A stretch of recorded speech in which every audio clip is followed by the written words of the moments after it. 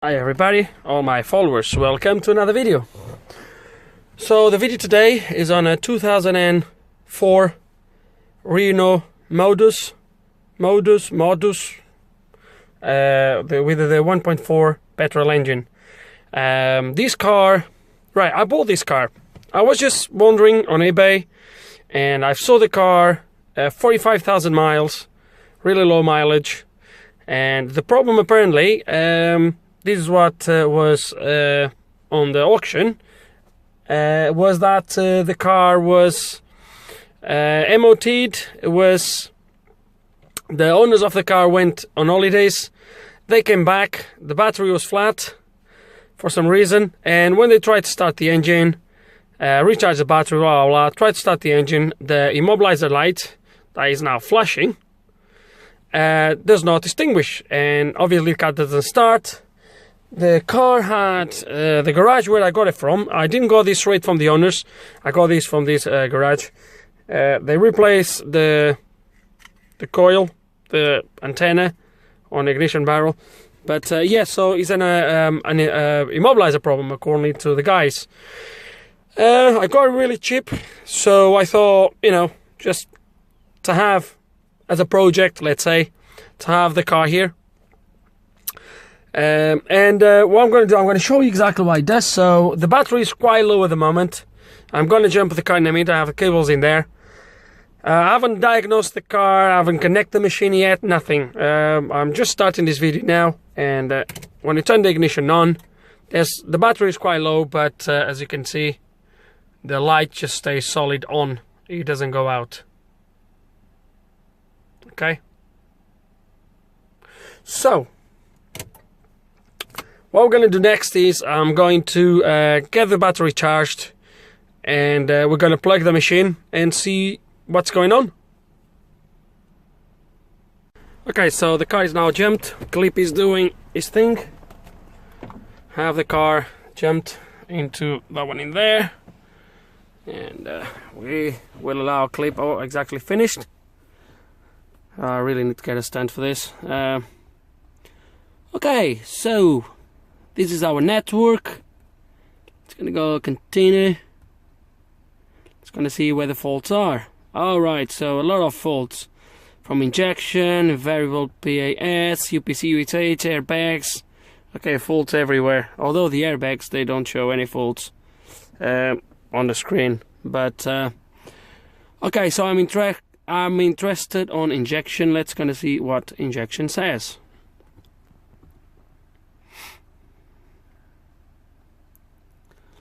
Okay, fault. There's one fault stored. Let's. I haven't used it for quite a long.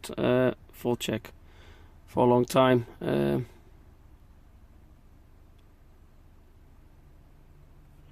Okay, not worry with that whatsoever. It's gonna go back. It's gonna go to UCH. I think one fault present. Protection code between UCH and EPS. So, why I think this is actually gonna be a problem with the power steering. One fault. Angle sensor. That's the only fault. All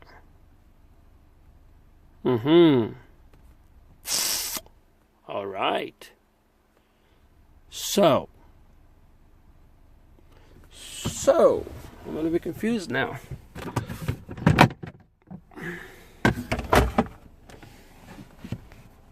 Okay, so looking at these plugs, it's easy to see that someone has been messing around on this. That's the bit I hate. Okay, let's gonna see what we have here. Ooh, okay, let's gonna see something first. Okay, let's gonna go back gotta go back and back again.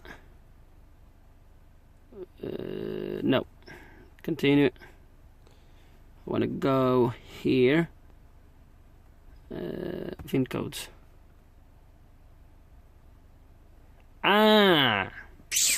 Okay, guys. So variable PAS is a different VIN number. So my understanding is that what the guy said was absolutely BS.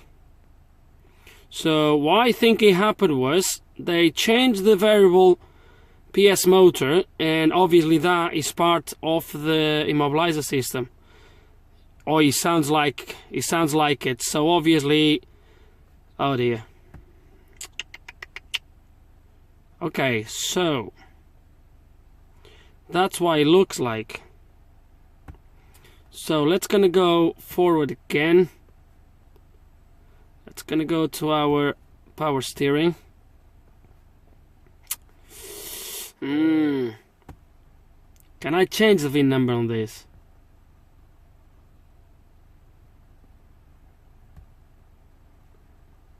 Computer calibration. Right configuration. Nah. High security programming. Other configurations. Right VIN. Already configured. So it's not going to allow me to. Steering angle sensor programming. Operations.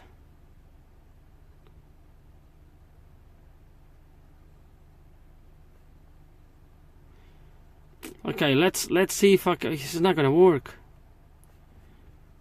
It's not gonna work.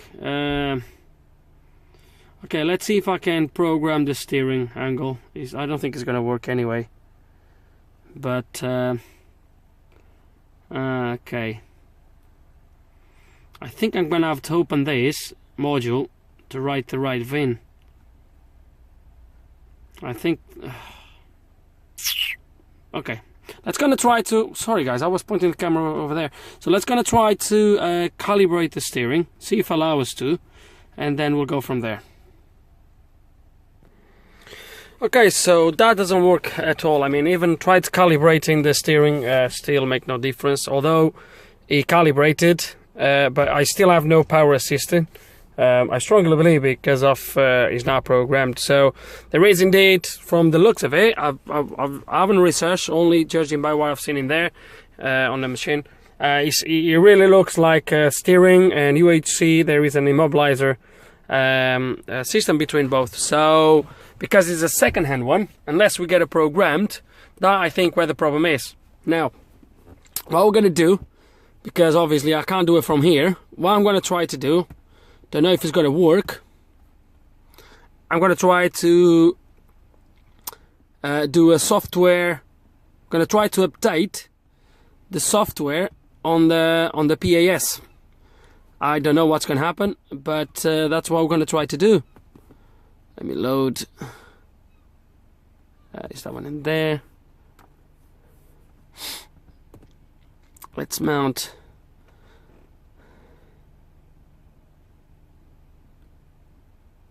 No, it's not that I want. What do I want? Pre-prog 149. Okay.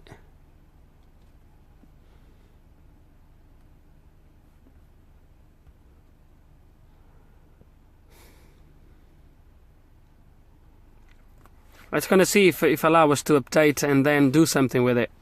If not, I'm gonna have to open that module and try to get a reset. No, you see, select the computer to be programmed. I can't touch that, can I?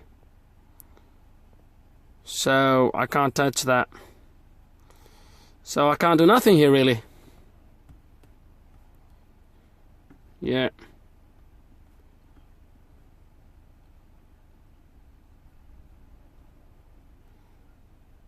So it was programmed in 2016. No, sorry. This is the tool. Forget about it. This is why it's on. That's why it's recorded on my tool. So no, I can't do nothing with it. So, what we're gonna do with this? I think that's what we're gonna have to do. We're gonna have to remove that module in there and try to get it sorted. I believe that's gonna be our problem. I'm gonna have to blank this module so I can then get it programmed back into the Immobilizer system. Otherwise, it's not gonna allow us to start the car.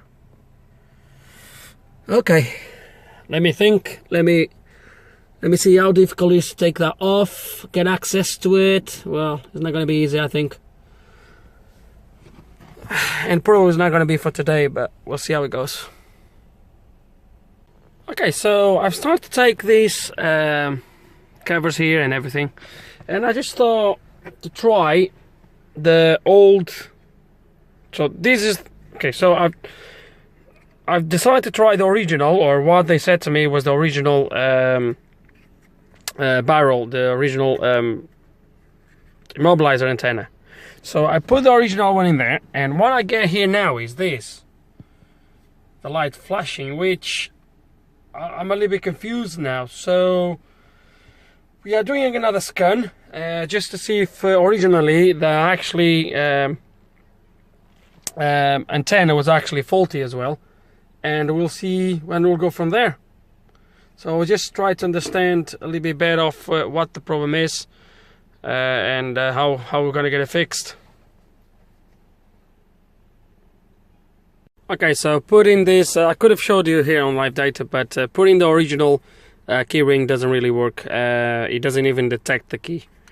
So don't know if this is actually the second hand and that's the original or whatever. It might be that's, I don't know if this is coded to the car as well. Not really sure. The steering motor, so the PAS, the steering column, is indeed.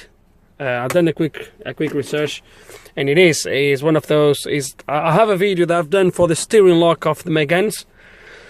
This is pretty much the same thing. So indeed, I'm gonna have to take that steering lock out, and hopefully, fingers crossed, we'll be able to get that done. So what happened is, if you put a second-hand one, a little bit like the Renault Megane steering locks, if you do not reset, it will work once when you plug it in a second-hand one. It will work once, but then, because it's coded to the previous car, will not allow it to start the car again, or will not unlock again. On here, it doesn't lock or unlock because the lock is mechanical when you take the key out, but obviously it is immobilized, is part of the Immobilizer system, and obviously it will prevent the engine from start. So that's what it is. We're gonna have to take that steering lock out and try to see what we do, see what we find inside, see if there's a EEPROM, if there is a microprocessor. Fingers crossed is a EEPROM. That is the easiest way to do it.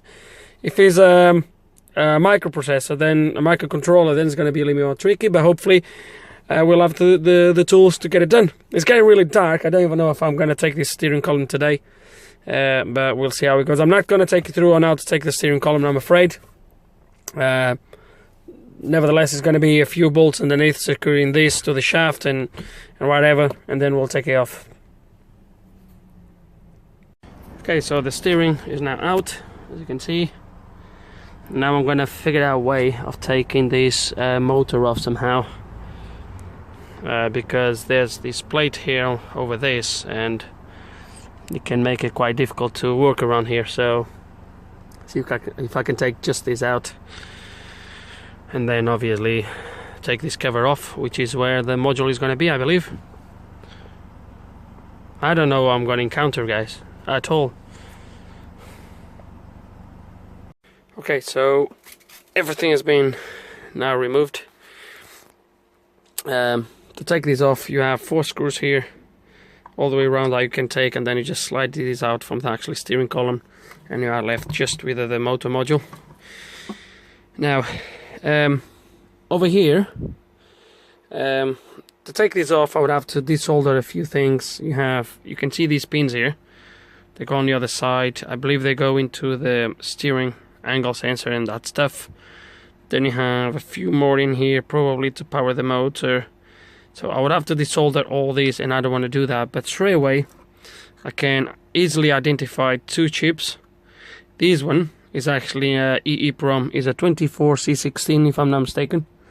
So if we have the VIN number here and all that stuff, I have a feeling that's going to be what we need.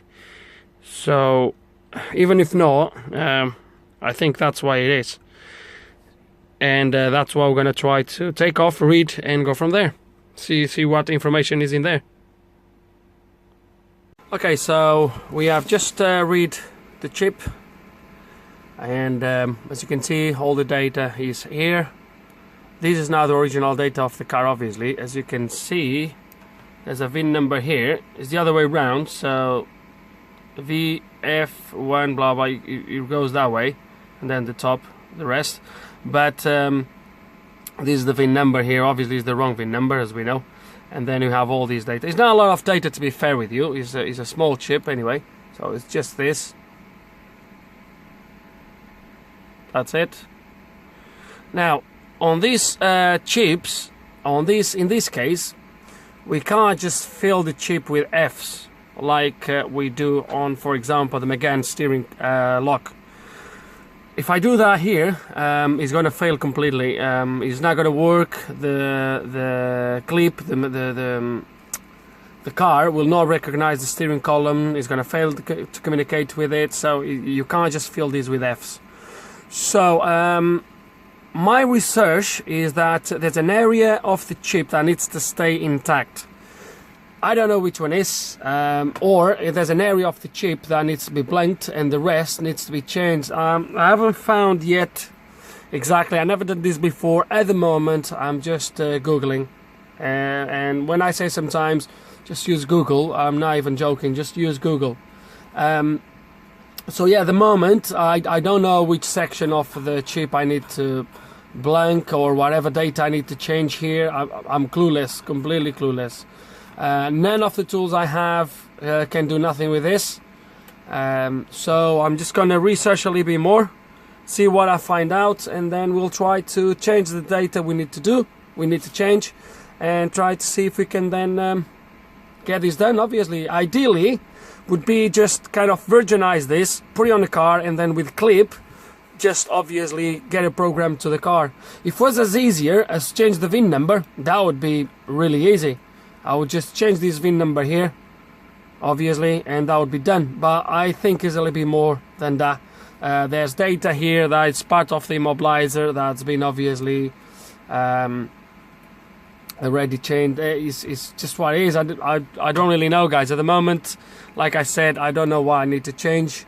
And, well, research continues. Okay, so at the moment, as you can see, you have the EEPROM in there. It's connected like this, so everything is now in place. But just to try, Immobilizer right off. Let's gonna start the engine.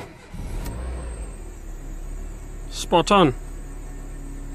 Okay, so we have the car running. I believe I still need to program the VIN number into the chip, but now I'm going to show you exactly what we did, what change we did to the EEPROM to manage to get it working. Okay, so I'm going to explain you now how we did. This shed is an absolutely mess. So I just removed the steering module from the car. As you have seen, the car started fine. I've then disconnected the battery, left it off for about for a couple of minutes, plug the battery back in, start the car again just to make sure it started fine. The only thing I haven't done yet is program the VIN number, but we can do that with clip later. It's not rocket science. I'm not going to take you through that. It's really easy to do. So it's no point to go through there. I don't have to, as you've seen, the car starts just fine, but I'm going to do it just to obviously to leave everything tidy and neat and all that. So I've done it like this, guys, because I would be soldering the chip in and out so many times to try different ways that I thought, you know, I don't want to damage the PCB. So I've done, just put this adapter, and obviously easily I could just put the chip in and out, come here and just program and then try and so forth. But yeah, so we've seen the car is running. So like I said, the only thing left now is the VIN number. We can do that later. What I'm going to do now is I'm going to take all these off, put the chip back in place, and then we'll do the VIN number once we have everything in place. But now I'm going to show you exactly how this was done. Now this time, guys, okay, so the research was, I was trying to look for a solution for this. I never done this before in my life. Wow. I never done this before, so it was new for me. And what I knew straight away was that you couldn't just erase the chip completely, because straight away, just as you read the chip, this is the one. I'm gonna minute.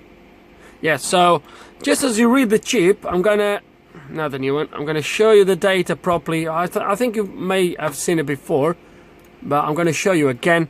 So as soon as you read this data, you can see straight away. So you have some data here, some numbers, blah blah. Some of them you can't really. Then you have the VIN number here. I don't know how good you can actually see it, but you have the VIN number here, and then you have data all the way down. And when you start to work with chips and do these sort of jobs, straight away you know this sort of data is more than just you know, unuseful data.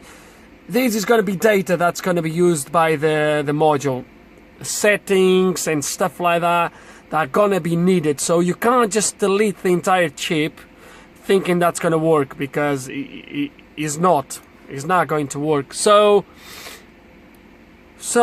what we had to do here, so my research led me to the fact that there is only sections of the chip that you need to erase. So you can erase the VIN number, obviously, and to change the VIN number, and then I was not sure what else I should change. So my next research, there's loads of forums for, you know, car forums out there for automotive stuff. I'm only registered on one, which is Digital Chaos. So I went to DK, as is also known, Digital Chaos, and there is a lot of solutions posted in there, but most of them, if not all of them, they are actually password protected. So my initial thought was, okay, I'm going to download 2 files, see what the changes have been made, and I'll try to, you know, to apply those changes on my file. Like I said, unfortunately, most of them, they are password protected, and there was nothing I could do. So I ended up by posting my file and a request for someone to actually help me out. I had a few people posting solutions. Some of them, they didn't really work, until I had this guy, and I'm going to share his profile. He's okay with that. So this gentleman here, called Balthazar 3, an absolutely superb guy. He posted his solution straight away with my file modified. I think I'm okay to share. I'm sure you wouldn't mind. I'm going to share the changes that have been made on my file, and as you're going to be able to see, the top file from this lineup is the original file. This is the file. This is my file now, the file that worked. As you can see, there's a few changes here. Then you have a few changes here, a few changes right here. Everything is green. That shows green is where the modifications are, and then you have these modifications here in this section here, including the VIN numbers. You can see in there, and VIN number there, which is all Y's at the moment. It's all F's, all blanks. But as you can see, all these modifications, they are not F's or blanks. There's modifications here to tell the module, to tell the car, to tell the UHC that the file is reset, is virginized, is blank, And so yeah, so this is the modifications. I'm afraid I'm not going to be able to just tell you like, okay, you modify this and that's it. Surely there is more into this. I don't know if there is. I mean, this gentleman also shared with me something that I haven't had a look yet, that helps to reset this. But yeah, so there's a little bit more into it than just fill the buffer with F's, program and job done. So there is a little bit more. But I'm gonna have a look to see what the software this gentleman shared with me, see exactly how it works. But for now, I think the main information here that I want to share with you guys is how it's done. So I mean, you can't, I mean, hopefully I'm show you the principle of how this is done. So it's more than just fill the buffer with F's and all that stuff. There's a little bit more into it. Luckily there's a lot of nice people out there willing to help, like this Balthazar 3, an absolutely superb guy. His reply, his support was absolutely fantastic. Thank you very much. And yeah, so guys, if you have a Modus, I believe this applies as well to the Clio and some Scenics, if I'm not wrong. But if you have a Modus with this problem, that's the steps you're gonna have to take in order to get it back in the road. What else to say? I think that's it, really. I hope you enjoyed the video. Hope there's information here that's gonna help you out. If you have any questions, any comments, just please put them below. And like always, thank you for watching.